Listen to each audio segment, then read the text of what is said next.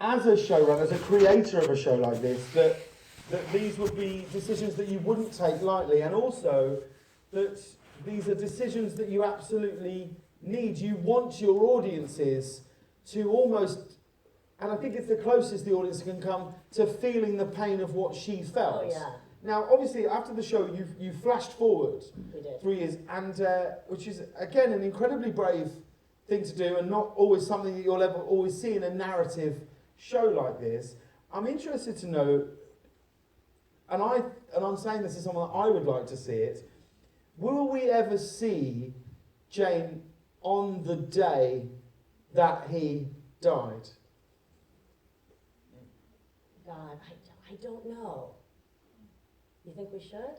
I mean, you know, it's the trick is, and I'll say it because Gina is, you know, you've seen, I mean, she's just the most incredible actor, and you feel her pain so intensely, it's so raw, it's really painful. So like that moment when she collapsed on the floor after hearing it, you know, our editor had to leave and take a walk around the block. Like, my husband saw the episode and had to sit on the couch for half an hour, and he knew it was coming. So there's something, because we are still a comedy. He's still your husband. I imagine him sitting on the couch. You made it sound like you've done something incredibly dramatic. No, he was just like, I'm what you're saying is he lay down on the couch. I mean, I'm going to use that with my wife every Sunday afternoon. Babe, I can't. I'm so emotionally spent. I can't move from this moment. Well said, yes. Well said. You know, the trick is that it's also a comedy, so how much time can you spend in that intense, really raw emotion? So we use it sparingly, because I feel like it's so effective when we use it. And it's all the more powerful for that.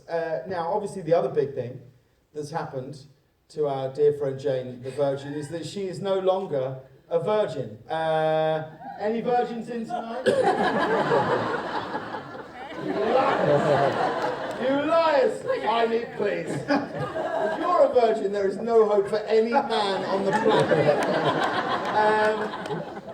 What's next? Are we going to change the name? Is it going to be Jane and the Tinder dates? What are we going to do? I mean, we changed. You have been changing the episodes, Yeah. So like the helicopter, exactly. things like that. So we change it depending on the theme, and the feeling is that she was defined by her virginity for so long, but obviously she's so much more. And so we were trying to expand the definition of what Jane is. So, you know, you'll see Jane the Horn Dogs pretty soon.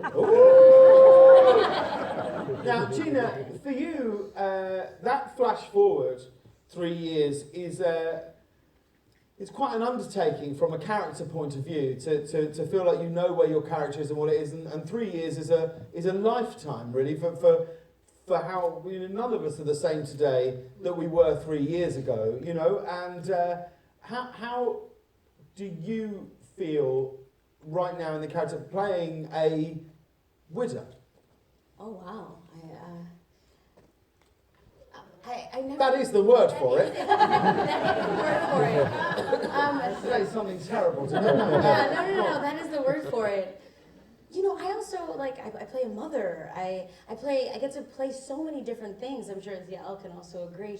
You know, we get to play so many different things outside of our character that it's an adventure. Jenny has created this world where we grew, but we literally grew. And for me, that 3-year jump, you know, I've been shooting with Jane for 3 years. We only go through so much time on television. You seldom get to watch something where you get to, like, see someone in that, you know, in that kind of time jump. And I just felt like it was an opportunity to really massively grow and to become this mother and to, like, hunker down in, like, the kind of routine she has now and the kind of, you know, way she sees sex is different, and the way she, you know, views relationships and love and destiny and fate. Like, she's become hardened and, like, a little more cynical. And it's interesting to take this blossoming character that was so full of life to actually now start having what we can all relate to is, like, what becomes our traumas that start to shape us. And how often, I mean, Jane was my big first character to live with for this long, but how often do we see a show we actually get to see somebody then affected by their traumas and how they become who they become after that? Yeah. Like, that was a gift. It was a terrifying gift, but it was a gift. And, you know, I think all the characters get to grow so much as an actor. You're like, I get to fly.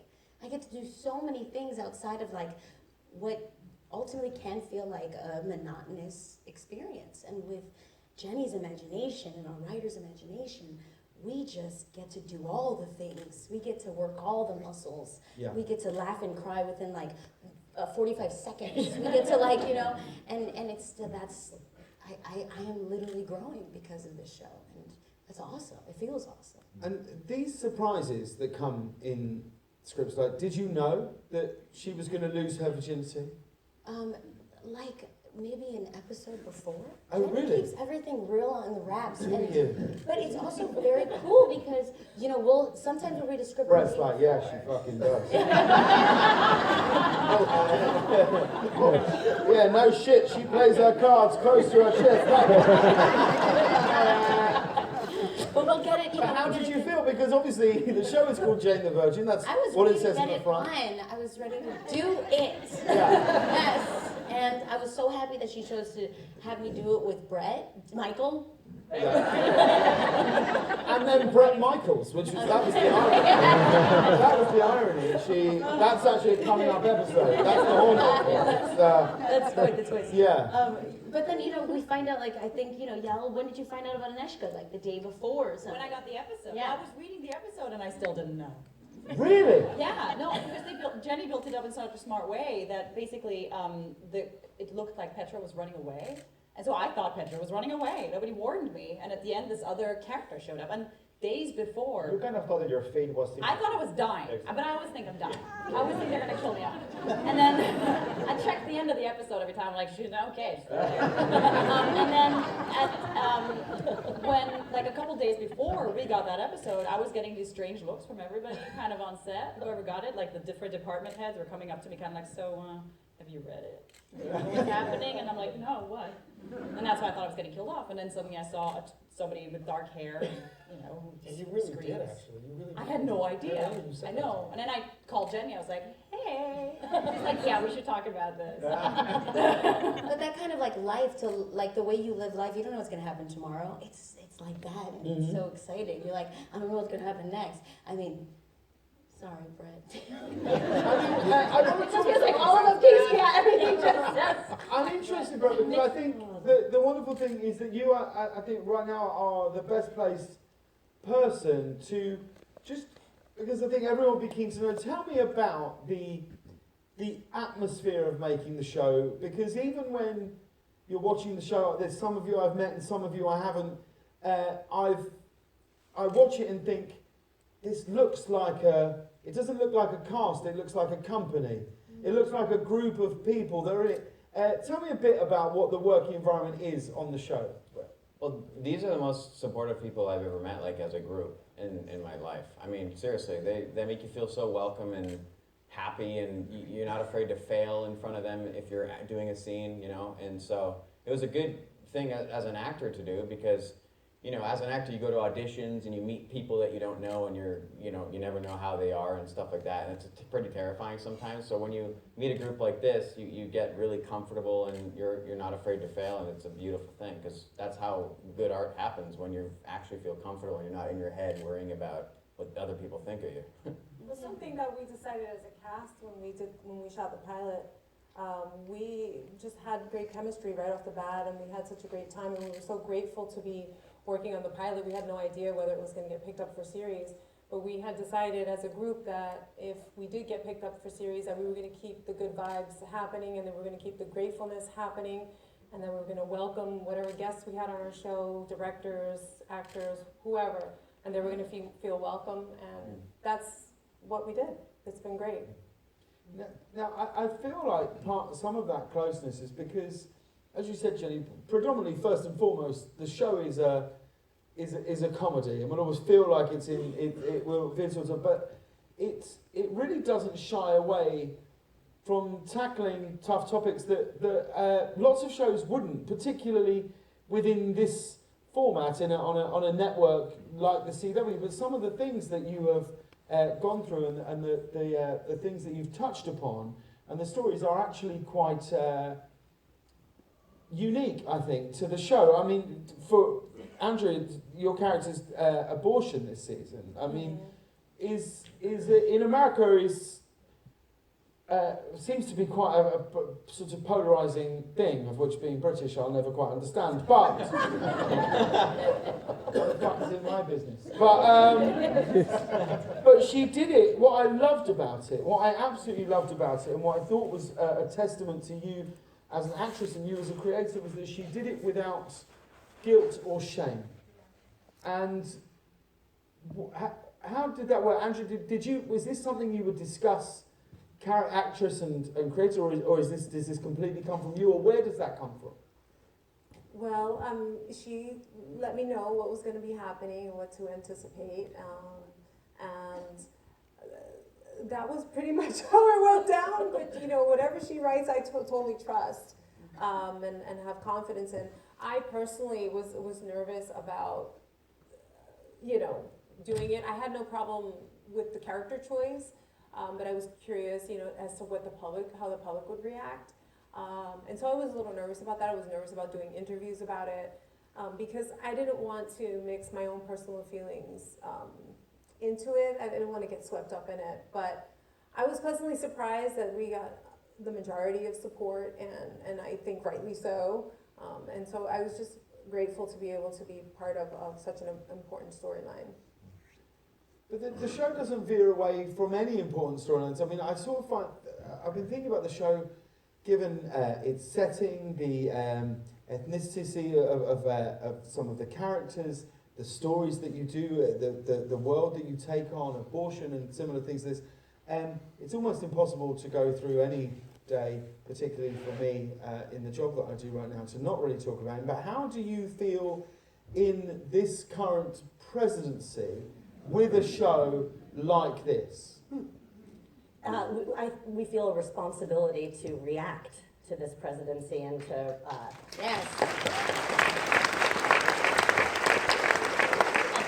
we have a cast and Just to be clear, you're very pro-Trump. incredibly I just got my hat. Make America great. You know, we have an episode coming up that deals with Jane's son Mateo asks why people don't want Abuela in this country, and we start to talk about immigration and the raids and how do you explain that to your children? We try to take anything that's political and put it in the realm of our family, and the hope is that by making people look at people and not positions, you can you know, encourage empathy. And I think we're really, every show has a point of view. Everything that you're watching through someone's lens, so we just don't hide ours. We're very overt about what our various positions are, and I think as long as we, you know, the biggest thing for us is that we take a script and then we go through it from every character's point of view, just so that no character is just like a cog turning another person's storyline.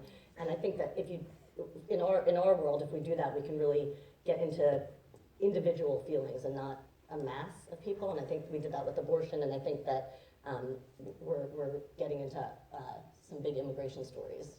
I mean, Yvonne, your character, has grown throughout the show from being very, very religious to coming to terms with what her daughter has chosen to do. How have you found that journey? I think it's because she's here in North America, and that affords her to change her mentality as opposed to when she was back home. In Latin American country, you're a little bit more restricted because it's what people will think about you. But in here, you're a little bit more free because it doesn't matter what people will think about you as long as you pay your rent. And Pay your rent. that's the bottom line. Yeah, pay your rent and have a good job, and then you go forward, you know. And what I like about our situation by addressing the immigration situation, and also by addressing that it's 3 female Latina females as the head of the household, is that it depicts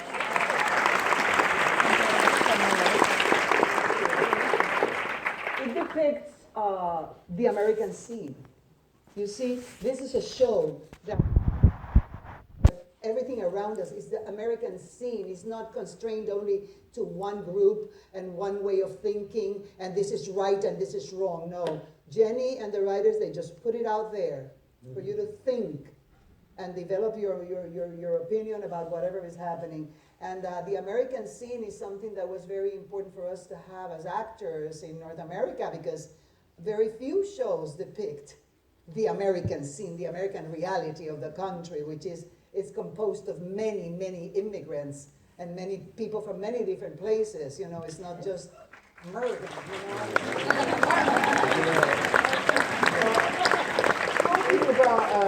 Talking about character growth and representing characters, Justin, your character has often described himself as a bit of a dick. But he seemed to have softened quite a bit recently. Do you think that change will remain, or do you ultimately think he'll probably go back to just being a bit of a dick? Yeah, Justin. No, I think jail will do that to you. Yeah. Which was a big joke that we were having. Yeah, but who comes out of jail, who goes to jail and comes out softer? Yeah, Rafael does. I think what's interesting about Rafael is that he's trying. Yeah. And he represents a man that grew up a certain way, with privilege, and didn't really have responsibility or accountability, and didn't have loving parents or people around him that actually gave a shit. And then he meets Jane, and this whole magical, wonderful world that kind of wakes him up to humanity for the first time. And so I think that the struggle with Rafael is he comes from a certain place, but he wants to be different. And he's always growing, which is why I love playing this character so much. So, yeah, maybe he will sometimes be a dick. But I think... I didn't say a dick, I said a bit of a dick. Totally. Not all of it, just a portion. Just of a little dick. portion of it. I don't want you to think I consider him to be a whole dick. Just a fraction. Yeah. Not even the best bit. I think we're off the base. Now, Wait, we're going down for that. sure. Now, honey, I want to talk to you. I'm reading into the future here a little, but I think I might be right. That it looks as though Jane is going to fall for your co-star in the future. I think that's my hunch. Yeah. I feel like you don't approve. Is this something that's going to cause tension between your character and Jane? Most definitely. I don't think between my character and Jane, never. There's a true love, father-daughter love between Jane and Rogelio. Nothing will fade that away. But definitely that will create some tension between probably Rogelio and Rogelio's co-star. And that's going to be a very funny thing that's going to happen. I don't know. There's a fight, there's a It's fight. not a spoiler. Yeah. There's a fight. There's a fight during crew lunch. I'm afraid to. A full fight. Full fight during crew lunch Fisticuffs. at the telenovela. And More like it's bitch slapping. two men who don't want to Yeah. Oh, wonderful. Two men who don't want their hair to get ruined having a fight. Right. Because they have to go back to work after the lunch. Yeah. Sounds like every fight I've ever had. As you know, we Yes. I believe we had a fight like that in that show. Yeah. Well, we didn't. You punched me in the face. You do that a lot. You put why? Now, the show has had some incredible guest stars. Gloria Estefan, Bruno Mars, Britney Spears. It goes on and on and on. Christina Machado.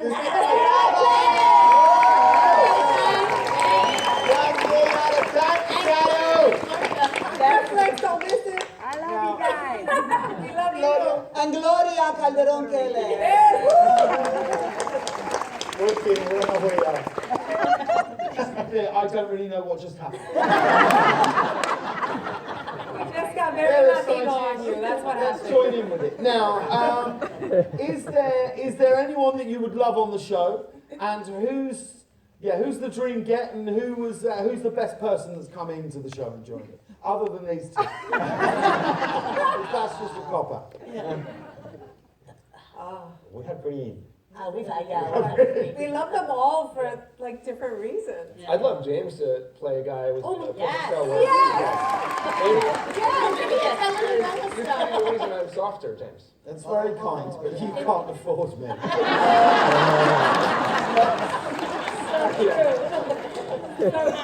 Come on. Probably. Come on. I appreciate it. But, Oh, snap. that's a pretty big swing. I'm joking. I'd love to. It'd be a dream. I'm serious. Now, one thing I love about the show is that it really doesn't shy away from it. It jumps into the fact that at its core in all of us, love makes you do crazy things. It makes you do silly things, reckless things. Is this something from your life? Do you consider, has that been your life? Are you someone who has done crazy things for life? Yeah, I guess in my 20s, but I know I did. I can't remember that. Jamie, can you leave the? So, Is that Jamie? That's your Jamie, husband? yeah, that's my husband. I mean, look, you're saying he sat on a couch and everything. He's slouched so he's barely awake. Now, what I do think, well, if we're talking about love and sex, the losing of the virginity was really great in its sort of terribleness. Was that a conscious decision, Gina? Did you feel? Because I wondered actually during the show when it first started if this was going to lead us to a point of just that the whole thing would just be sheer bliss, which of course it isn't for anyone other than the girl I lost my virginity. It was the greatest 4 seconds of all of our lives. But, for you, Gina, how did it feel at that point? And were you pleased that that was the journey that it chose to take? I was so pleased that she made it as realistic as possible and how it wasn't just this, incredible experience.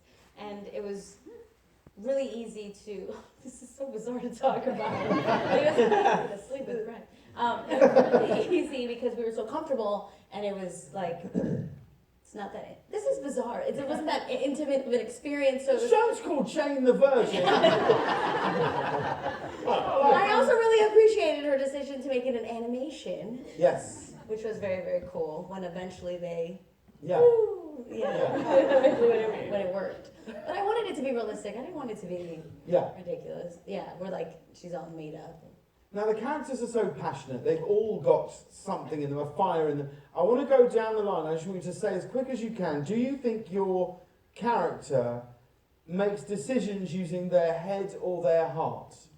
Because I think it's a mix of both. I want to see if I'm maybe right. So we'll start with you, Gina, and we'll go down the line. Head or heart? Both. Well, that's not the game.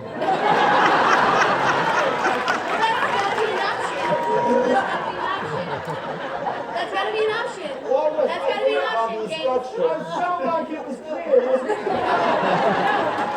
It felt like a clear That's game. not an option. It's not an option But because that is the game I made.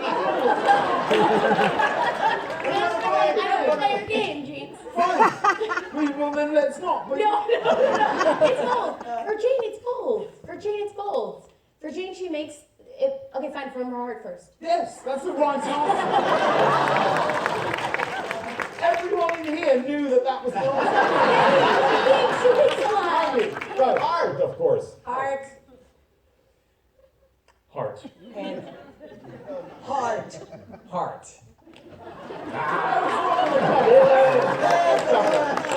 I don't write the show. Not Aneshka. Aneshka leads. No, Aneshka. I mean, yeah, be honest now. Which of the two characters do you prefer playing the best? Well, that's funny because I get so comfortable doing one and then I look forward to doing the other one. It's really funny on days when I have to do both and I'm switching between the two of them. I have to remember to like get into the right body language and not show up as Petra like this. And you know, the shoes help. She based Aneshka on her cat. She is based on my cat. Well, that's all I said. I said she's very skittish around people and very possessive around food.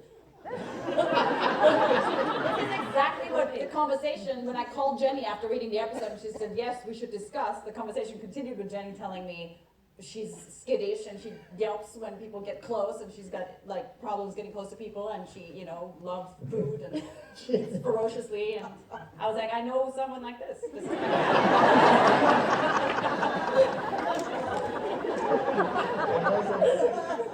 Did that scare you, Jenny, when someone says, I know exactly the character? Are you familiar with the Andrew Lloyd Webber musical? She told me after I saw the first cut, so I was all right.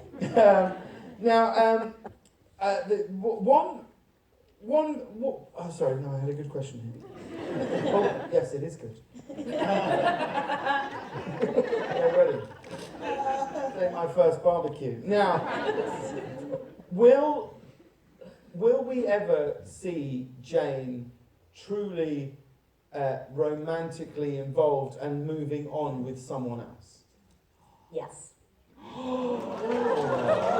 He sat right there! Right in front of me. You could have lied! You lied to him for 5 years! Will we really? That's amazing. You know, part of the journey is like Gina said, she started as this optimistic, romantic, dreamer, and then she was hit by reality in a really big way. And what I want to see in the back half of the series is how she regains some of that optimism, some of that love, and starts to believe in romance again, and how it's different from what she first thought it was. So we're going to get into that, and how does Jane, believe in magic again? And when are we going to see that? I mean, Depends when I guest star.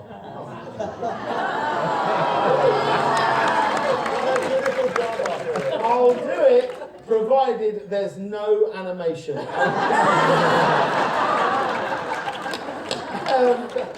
Now, before we go out to some, I'm sure there's lots of people here who would love to ask you questions. I'm going to put this just to Gina and Jenny, just for time, really. What is the one message or theme that you would like the audience to take away from this show? that good people can be interesting too. Because I feel like we're in a time of drama where it's all resolved.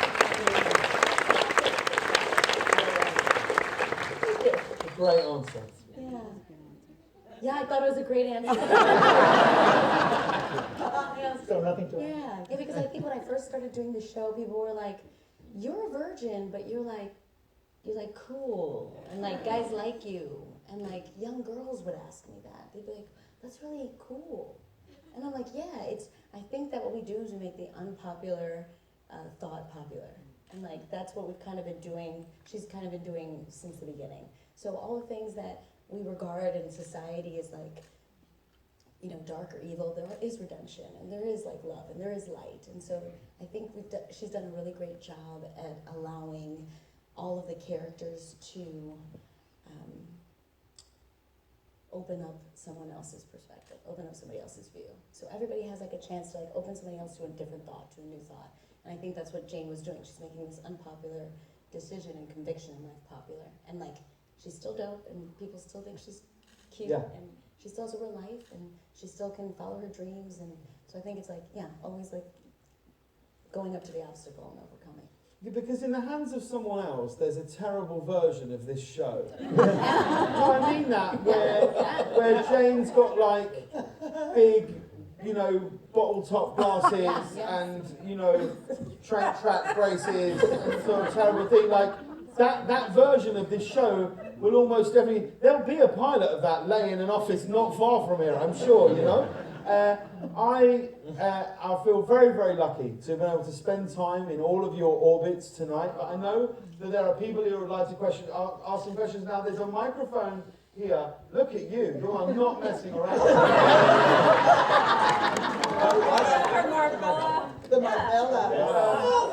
Yes. I want the mic.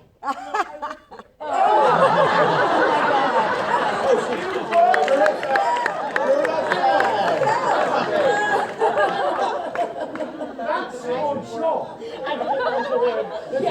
Watching the mic.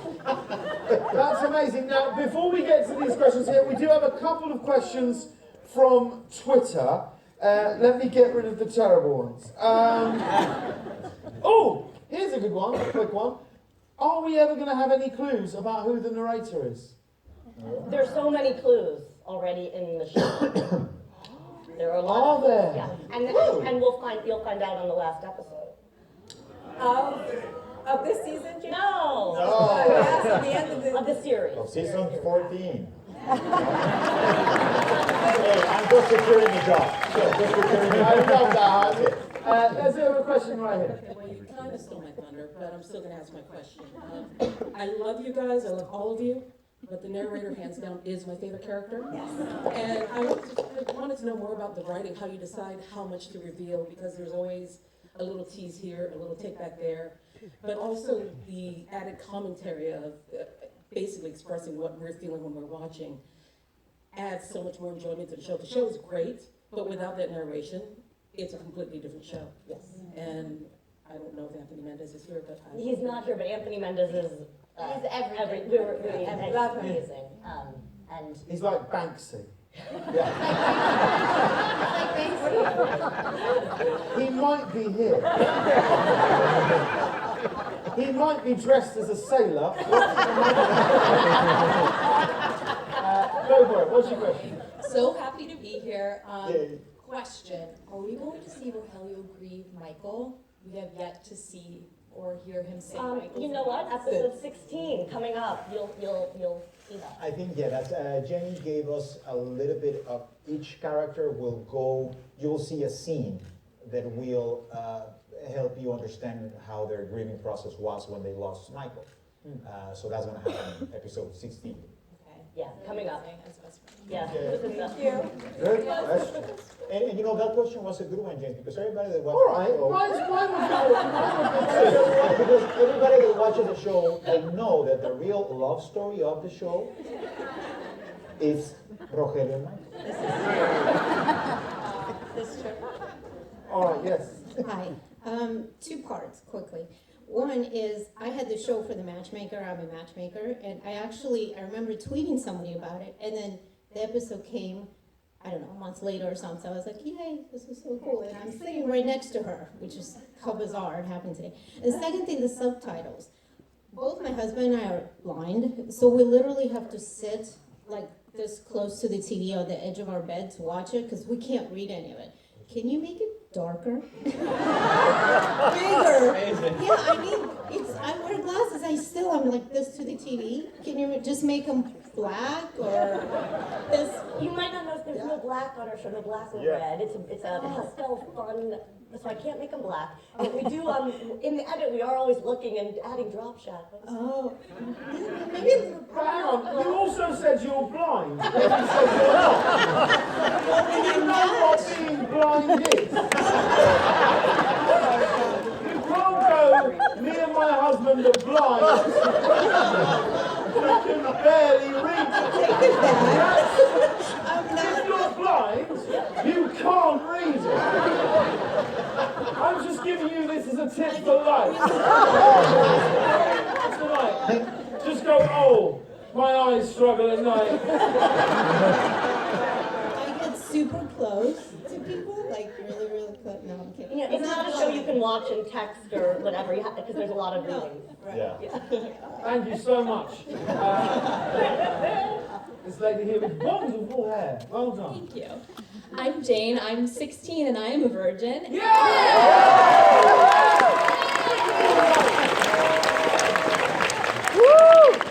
So what's it like to actually work with like Mateo, like the kid? Like, what's he like?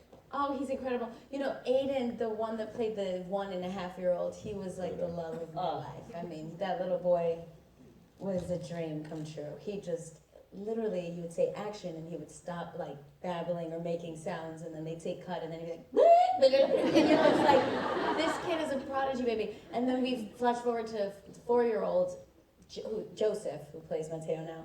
And I met him in the elevator before we did a chemistry read, and I just knew he was the one.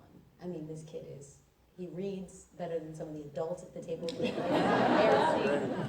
He is delightful and wonderful and very close to Mateo, and I think we did it. He acts. He acts. He acts. And Gina yeah. texted me right after their chemistry read, it's Joseph, it's always been Joseph. He's outstanding. Yeah. He's outstanding. But it's crazy because when I lost Brett, which really was devastating for me, and because he was like, yeah, that was my road dog. Like, we did everything together. All like our scenes were so powerful and fun and, you know, explosive and like adventurous. And when I lost him and I grieved on the show, it was so easy to grieve because I was losing Brett for real. And he was like replaced by a 4-year-old that acts just like you. Yeah, a little more mature. He just the verge of maturity. Yeah. Yeah, you guys are like neck and neck. Yeah. But like, it's so great because I feel like little Joseph, like brought that sunshine that I kind of lost when Brett left. I love you. I love you too. Yeah. And when I did tell the cast about Brett, every single person cried. I talked to everybody individually in my office. No, and the table read was very tough. The table read was very tough. It was very emotional, and you actually call us individually to your office. Yeah. To explain to us, because we're so tight. We're like a true friends and a real family. So you call us individually to tell us that this is going to happen and be prepared. Yeah. Because we were losing a family. You handled it very well. I don't know how showrunners handle these things. I don't have that experience. Not like her. But I think you handled it so well. Very respectful. Yeah, thanks, Jenny. Honestly, I mean that. Thank you. Because you could have just shot me a text and said, by the way, you're dead. That would have sucked. I love you. Thank you, Jane. Jane. Let us know how it goes. Tweet it. You can just tweet with the hashtag FYC Jane the Virgin. So yes, this lovely man with exquisite khaki pants. Thank you, James. And I have to say, you're so comedic because you're a non-traditional Hollywood type, and you're so wonderful. Yeah. I don't want this to be about me. Okay, great. So, enjoying the show, and this is for the entire cast members. Do you feel that the show in any way mirrors each of your own life struggles and celebrations, that each time you have an epiphany on the show, you do it so well? Who wants to take that? Well, I think the things that happen on the show, I can talk for me, haven't happened to me in real life. But they have happened to your cat. My cat is invited, who would speak for himself. I have not stolen anyone's sperm. You know, as an actor, you learn to use your imagination and I think what's wonderful about playing a character for this amount of time and really seeing them through so much and really being so close to them at this point is you really kind of automatically at this point feel how they're going to feel. It does affect your life. You don't have to go through that in real life to know what your character would feel. You live it with them.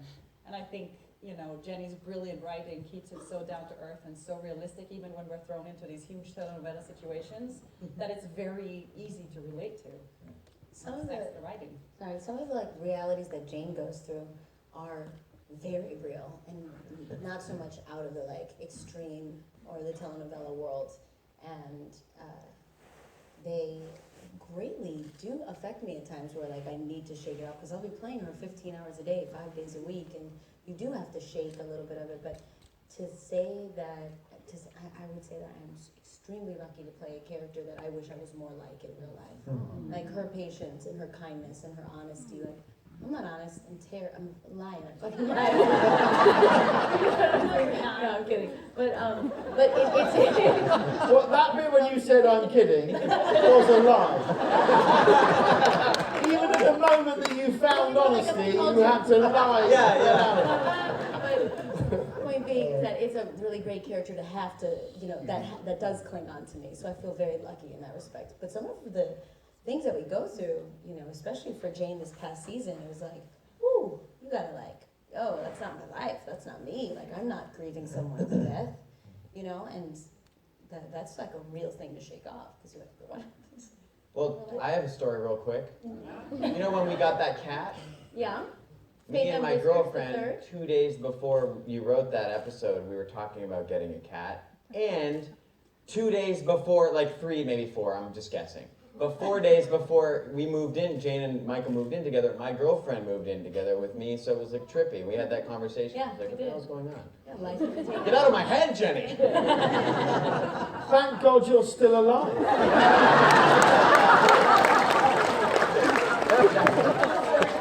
Okay, this lady with the wonderful, kind face. Thank you so much. I was just about to say my question is for Petra's character, which I really relate to, so I appreciate it. We're all in No, like the character arc is so interesting to me because I feel like in the beginning, obviously, she does some really shady things, and we learn to empathize with her because her motivation seems to be survival, which we can all understand. But it seems like lately, especially in this most recent season, like the character's underlying motivation has changed.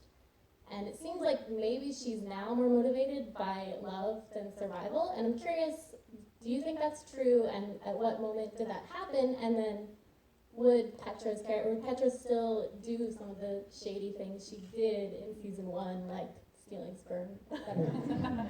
I think that's absolutely true, and thanks for noticing that. I think it's, when we started off, Petra was categorized as the villain of the show. I mean, that's the conversation I first had with Jenny, and then Jenny was kind enough to explain to me that she's always going to be multi-layered and interesting, and I think when you look back actually at the things that Petra did, she did them, yes, out of survival, but she did them to protect people she loves. She has a crazy mother, and and she was in love with Rafael. She really loved him. It wasn't just an arrangement. And he fell in love with someone else. Stealing sperm? That came later. Also love. Also love. Sure. It is an act of love. Sure. And she did it to protect, to defend. She's kind of like, it's somewhere in this season we talk about her daughters draw her as this dragon, and I think that's been a really good way for me to think about her. She's this dragon who protects people that she cares about, and at this point now, I think something about being a mother really changed her. She dealt with postpartum depression, which is something that I was fascinated by playing and doing the research about, and then she was so terrified of her own children, and then with just before the 3-year leap, she figured out that she can do this. She's kind of beginning to trust herself more. First it was with the Marbella, becoming a fantastic businesswoman and being able to do that herself, not relying on a man or on anybody. And then she became this amazing mother. And I think that now she's very much motivated, by doing things for her daughters, and I think that's what changed her. Great. Thank you. Up next, this lady who looks like you come straight from Coachella. I was trying to take that as a compliment, but I'm like, no, it is. It's a compliment. It's a compliment. Thank you. Well, actually, I'm Venezuelan. My mom and all my side of the family on that side is Venezuelan. So when I saw, yes, so when I saw that it was a Venezuelan family, I freaked. And then when I saw that all the novela things, I grew up in Latin America, so I was like, oh my God, how do they know? How do they, this is everyday life over there. It was, novelas were my life all through high school, and it was awesome. But then I looked up who the creator was, and I was like,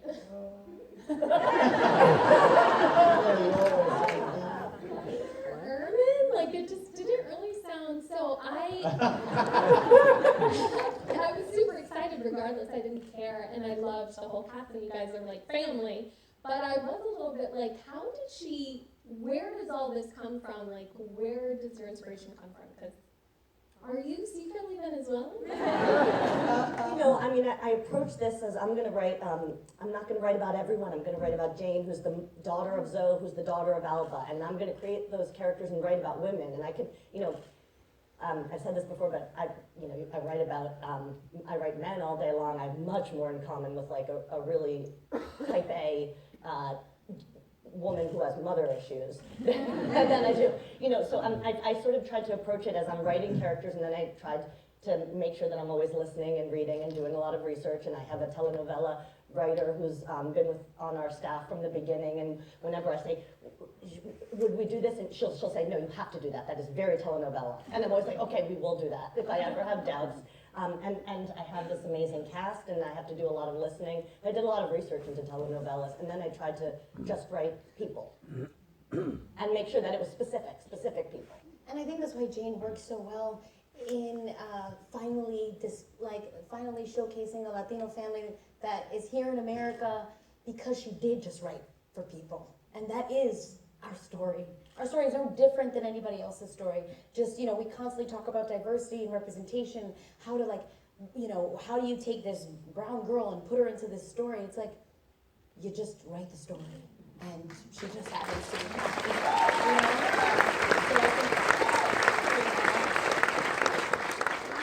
That's wonderful. This next man, who looks like he gives incredible cuddles. I'm not from Coachella. Two-part question here, but I can see with the women on stage that women in Hollywood are very powerful. So the guys are maybe tokens up on the stage until they great cast. But in one episode, Jane and Brett, you had a young daughter that you were imagining in the future, and that person's here in the center here. And my question to you is, that was Chelsea. And my question to you is, Petra has twins.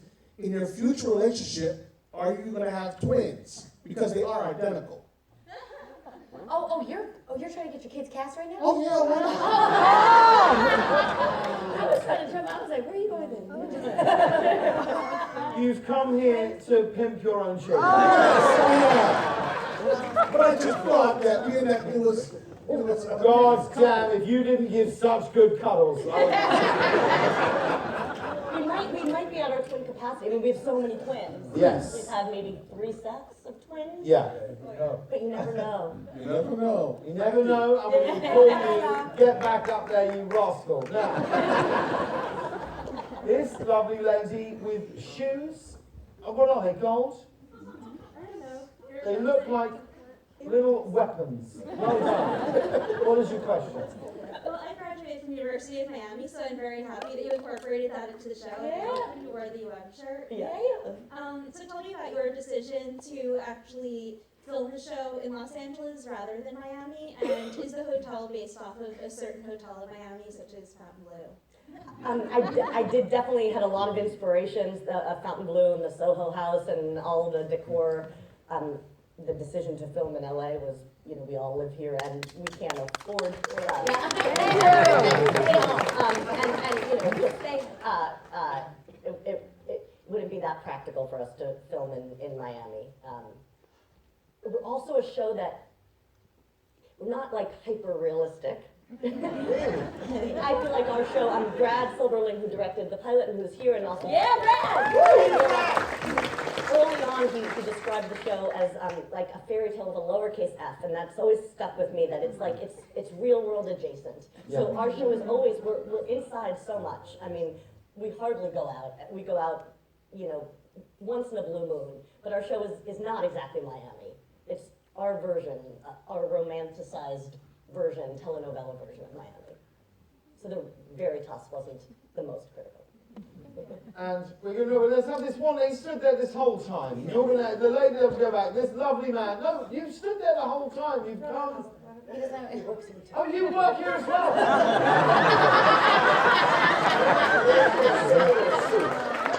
That is a sailor suit. You're cutting off the line, and this is your interpretation of a sailor. Come forward, no pressure. The line was over. They brought it back for your question. Let's make it amazing, lovely little rainbow. Thank you. What can I say after that? Jenny, just a shout out for putting the storyline of Abuela's love interest kind of right in. Yes! Speaking from a woman who's been married for 21 years, and I've seen some things. I just appreciate having that love story so important to the plot line, and you know, and how the characters involve themselves with it. And damn, you also hot girl. Yeah, yes. You don't see abuelas, Latina abuelas having a romance of any kind. Or looking really good.